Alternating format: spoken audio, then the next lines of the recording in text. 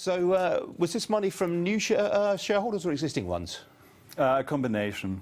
But Right. the core belief is that this opportunity is absolutely massive. 1 billion meals are eaten on a weekly basis in the UK. That's dinner, lunch, 65 million people. 70% of meals are home cooked.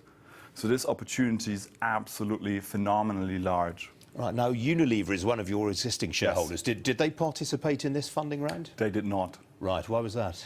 Strategically, it's quite important. I have a 10-year vision. I'm absolutely convinced that overnight success takes 10 years.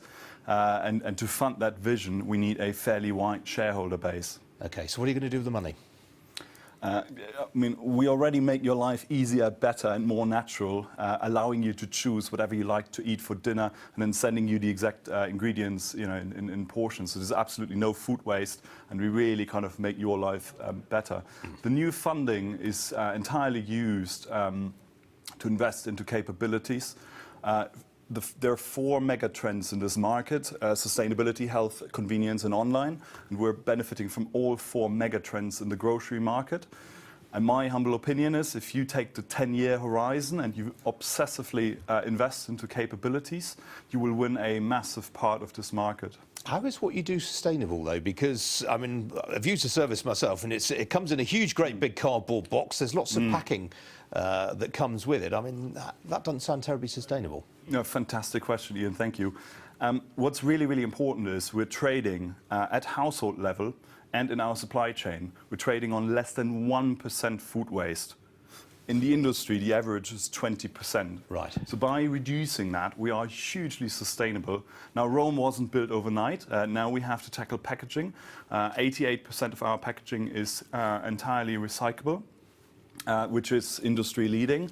And now we're working with universities, PhDs, to reduce the packaging waste further, maybe even to 0% in the next 5 years. What's your point of difference with the likes of HelloFresh, who are also competing in this market? Sorry, who? Sorry. What's really, really important is we are taking the 10-year time horizon. We are obsessing about the customer. We offer by far the most choice globally. You choose from 29 meals. We offer by far the most delivery options, 7 days, shortest lead time, morning and evening delivery slots across all of the nation. And we're 20% cheaper, well, less expensive than our closest competitor.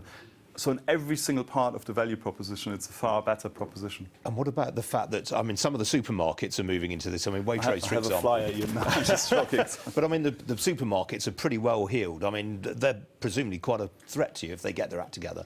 Are they really? Because over the last 50 years, supermarkets have built a supply chain that for the next 50 years is no longer fit for purpose. So 10,000 physical stores. But you and I, going forward, want to be on the bus picking up kids, and we want to order our food.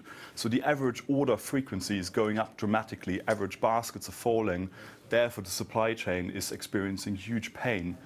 It is quite an expensive service. Are you really genuinely right across the country, or is this just a bit of a London thing? 80% of customers are outside of London, scattered across all of the UK. It costs from £2.98, including free delivery, across every part of the UK. So it's absolutely competitive. £2.98. How much are you spending on dinner, Ian? Well, quite. But can you make money when you're sending something worth just under £3 to people free of charge? Great question. I have been asked that question a few times. Now, what's really, really important is, we obsess about sustainability, and that's fantastic. But trading on 1% food waste versus 20% is also hugely fantastic from a business model perspective. So sustainability doesn't, there's no dichotomy. It's a false dichotomy. It makes sense, win-win. There's a lot of pain in the restaurant sector right now. A lot of restaurants closing, a lot of them under real pressure, being forced to cut their prices. Do you feel that you're contributing to that? You're taking away business from these guys. Yeah, but ultimately what's important is people in the UK are cooking on a daily basis. They cooked yesterday and they will cook tomorrow. We are focused on families, young kids, competitively busy parents, and they need to cook. They might go out one day a week, but we fundamentally make their lives easier, better, and more healthy. So I don't see restaurants as direct competitors. Really? But you are offering stuff at the high end of the market. Potentially you're cheaper than them in terms of price? You are a competitor to them, aren't you? To some degree, but again, if you look at how households are spending money on dinner in the UK, we already fall into the 50% spending habit of daily dinner occasions. So I would argue people could use us 5 to 6 times and then still go out once. All right, Timo Boldt from Gousto. Appreciate you joining me. Good to see you. Thank you so much, Ian.